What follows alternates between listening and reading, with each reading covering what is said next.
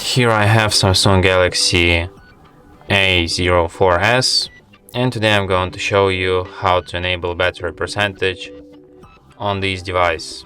So firstly you have to open settings, then go to the display section.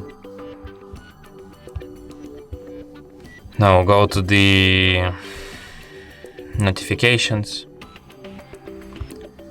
advanced settings, and here enable show battery percentage.